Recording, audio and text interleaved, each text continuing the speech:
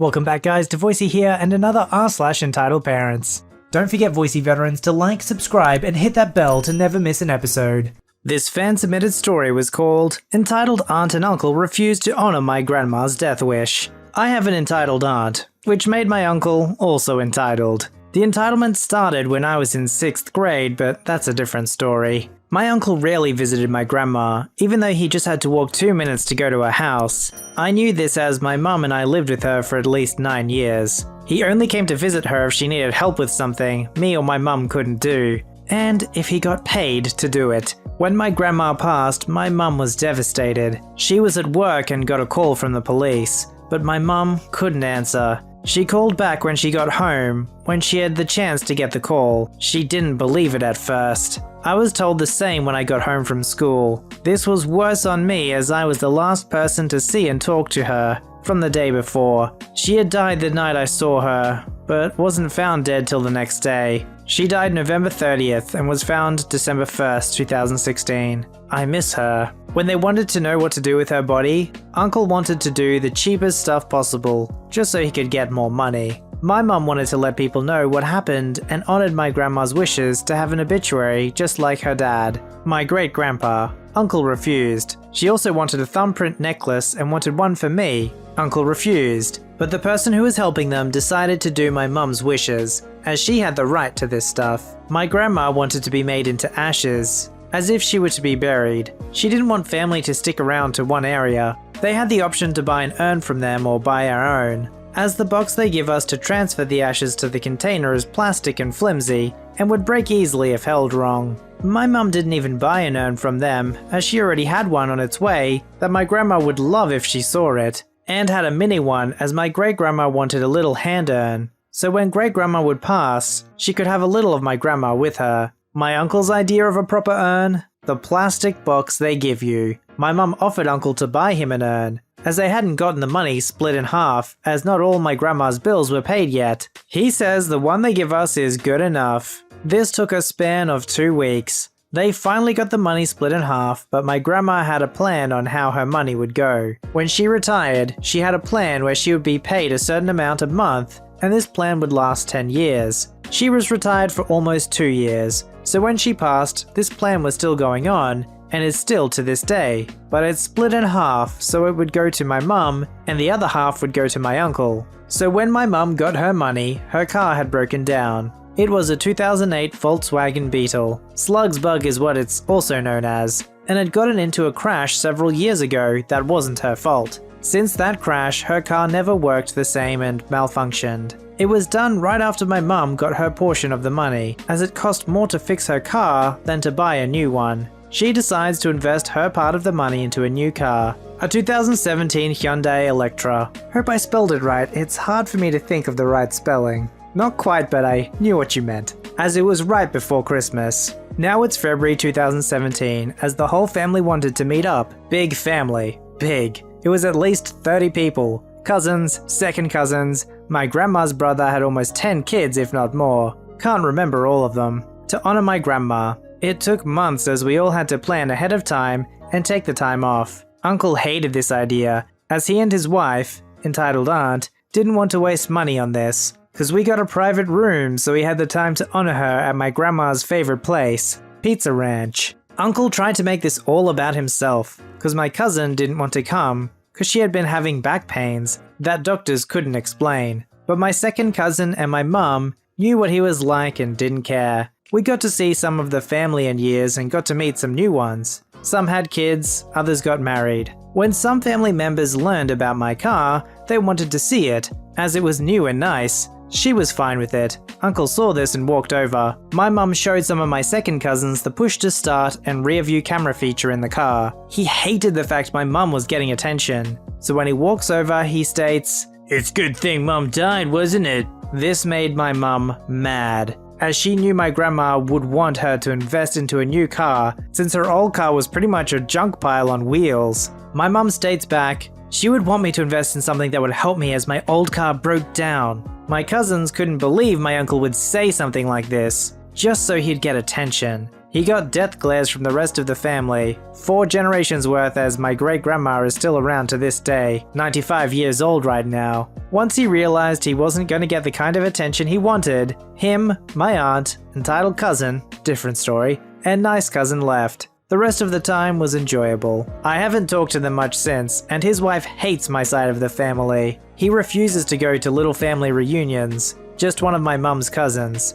her kids, me and my mum and great-grandma. Just cause he refuses to see my mum and how well she's gotten. The last time I saw him, he was telling my mum's cousin how bad my entitled cousin was getting with her back. Still can't be explained, for who knows how long. Honestly, I think they could be faking it when I saw her. She seemed completely fine, but she also seeks a lot of attention that makes me think it's fake. Firstly, thank you so much for submitting your story on the subreddit. I can't imagine an uncle so entitled that he thinks the attention at a funeral should be all about him. How could he say something like that? It's so insane. I mean, I guess it brought him attention, but not the kind he was looking for, so he gets what he deserves.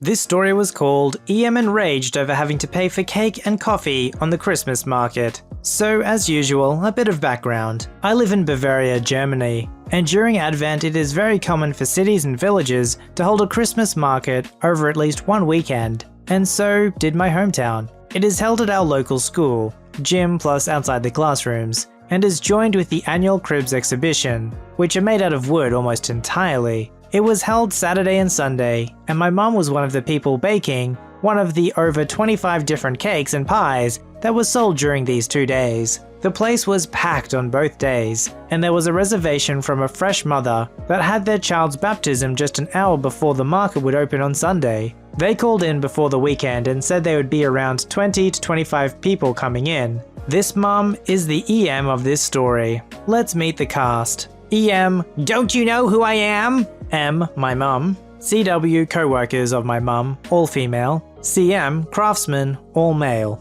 Onto the story. Around 2 PM the market opens. The people start pouring in, and it was getting clear quite fast that it would be a full house. A mother with a baby, maybe 1 month old, was entering the seating area where my mum and some other women would serve coffee and cake. Following her is a group of over 20 people, clearly more than 20. She asks for the reserved places, and one of my mum's co-workers shows them to their area on the tables. And then it started. Where is the menu? What menu?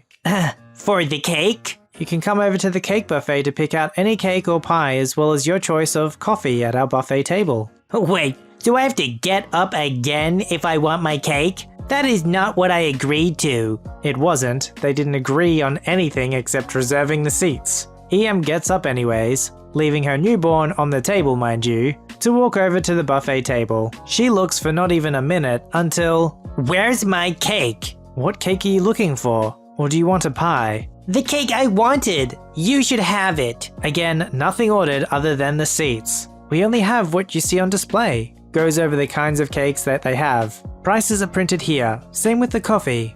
What do you mean prices? It should be for free! Ma'am, we have baken these cakes for the market, not for you, and no one said you could get free cake or coffee. But it's my baby's baptism. I deserve to get a free cake for that celebration. Miss, if you won't buy, please move along so others can buy cake and coffee. No, I want to speak to the one in charge of this. Now my mum was the one who happened to take the reservation, and therefore is in charge of this. That would be me. I am also the one to take your reservation, which we normally would not even do, due to the fact that we are quite well visited, as you can see. At that point, the gym was so full of visitors, they could only walk in lines, one line entering and one line exiting the gym halls. This made EM use that bit of brain she has, but I guess capacities are very limited for her. Okay then, I'll have this cake and a coffee. Very well. Mum fills up a cup while another co-worker hands her the piece of cake after she's paid. Enjoy your stay.